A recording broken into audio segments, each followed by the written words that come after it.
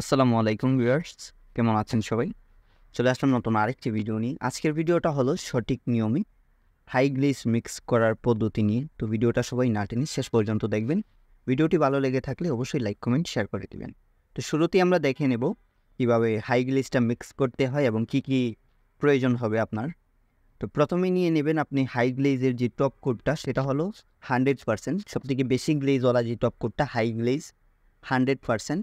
Top কোডের কিন্তু অনেকটি নাম থাকে, 60, 40, 90, 20, 30। তো এর থেকে সবথেকে হাই গ্লেজ যেই টপ কোডটায় দেয় সেটা হলো 100। তো 100 টপ কোডটা নিয়ে নেবেন 1 লিটার। আর আপনি যদি আমার চ্যানেলের নতুন দর্শক হয়ে থাকেন, অবশ্যই আমার চ্যানেলটিকে সাবস্ক্রাইব করে পাশে থাকা বেল আইকনটি প্রেস করে দিবেন এবং নোটিফিকেশনটি অল করে রাখবেন।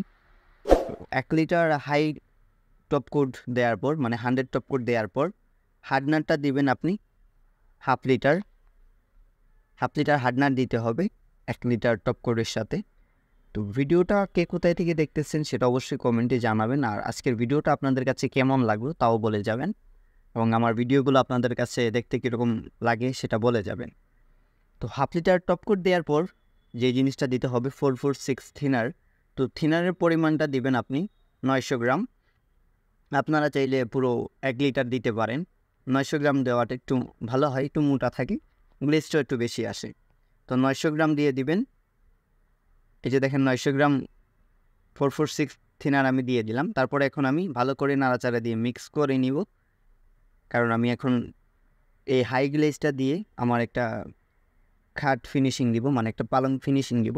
তো আমি ফিনিশিং দিয়ে আপনাদেরকে সরাসরি দেখিয়ে দেব হাই 100 টপ কোড দিয়ে ফিনিশিং দিলে কী পরিমাণ গ্লেজ আসতে পারে এবং কী পরিমাণ গ্লেজ হয় ফার্নিচারের মধ্যে। তো অনেকেই বলে, আমার একটা ভাই বলছিল আমাকে যে উনি প্রথম যখন ফিনিশিং দেওয়ার পর ওনার গ্লেজ মনে করেন যে 1-2 দিনের মতো একটু ভালো থাকে, তারপর আবার গ্লেজটা নষ্ট হয়ে যায়, তো ম্যাট হয়ে যায়। তো উনি মূলত কালার ফিনিশিং একসাথে দিয়েতে, তার কারণে এই প্রবলেমটা হয়। তো আমার আদরের ভাই আর কি, ওনার নাম হলো স্বপন। তো উনি দিনাজপুরে থাকে, উনি দিনাজপুরে কাজ করে। ওনার সাথে আমার একটা ভালো আন্ডারস্ট্যান্ড আছে। তো ওনার প্রবলেমটা নিয়ে ভাবলাম একটা ভিডিও বানাই, উনিও দেখলো, আপনারাও দেখে বুঝতে পারলেন। তো আপনি যখন ভাই ফিনিশিংয়ের কাজটা যাবেন, প্রথমে আপনি কালারটা আগে মারবেন, মারার পর ফিনিশিংটা দিবেন এই হাই গ্লেজটা দিয়ে। আর হাই গ্লেজটা কীভাবে মিক্স করতে হয় এই বিষয়টা তো আমি বলে দিছি, কিংবা এই ভিডিওর মধ্যে যদি না বুঝে থাকেন, আমার আরও অন্য ভিডিও আছে, আপনি চাইলে ওই ভিডিওগুলোও দেখতে পারেন। দেখে এই সেম ঠিক এই অনুযায়ী আর কি আপনি টপ কোডের যে কালারটা ওইটা মিক্স করতে পারবেন। মিক্স করার পর আপনি ফিনিশিংটা দিবেন কালারটা মারার পর। আর কালার মারার পর ফিনিশিংটা দিতে হবে 2 টান। 1 টান দিলে কিন্তু হবে না, 2 টান দিতে হবে, কারণ 2 টান না দিলে আপনার গ্লেজটা সেই পরিমাণের আসবে না, আপনি যেরকম চাচ্ছেন গ্লাসের মতো গ্লেজ এরকম আসবে না।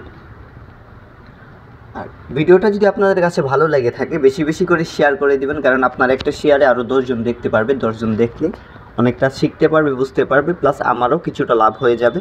তো আমি আপনাদের কাছে তো কিছুই চাই না, আমি শুধু চাচ্ছি আমার ভিডিওগুলো আপনারা লাইক কমেন্ট করেন, শেয়ার করে দিন। আর লাইক কমেন্ট করবেন, কারণ আপনাদের লাইক কমেন্ট দেখলে কিন্তু আমার অন্য ভিডিও বানাইতে আমার ভালো লাগে, নতুন ভিডিও বানাইতে আমার ভালো লাগে, আমি বানাইতে পারি আর কি, আমার এখন তখন একটা ভালো লাগে কাজ করে। তো এই যে দেখেন আমি ফিনিশিং দিয়ে দিছি 2 ঘন্টা আগে, কিন্তু এই যে দেখেন হাই গ্লেজটা কিন্তু আমার ঠিক জায়গাতেই আছে।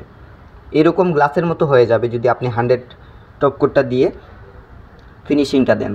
তো আমি ঠিক এরকমভাবে লেগ সাইডের মধ্যেও মারবো, কারণ সামনের সাইডে যদি হাই গ্লেজ আসে আর লেগ সাইডে যদি ম্যাট থাকে, তাহলে কিন্তু আপনার যে কোনো ফার্নিচার হোক, খাট হোক কিংবা অন্যান্য ফার্নিচার হোক, কাস্টমার কিন্তু প্রোডাক্টটা নেবে না। তো তার জন্য সামনের সাইড বলেন, লেগ সাইড বলেন, ঠিক একই গ্লেজ দিয়ে আপনি ফিনিশিংটা দিতে হবে।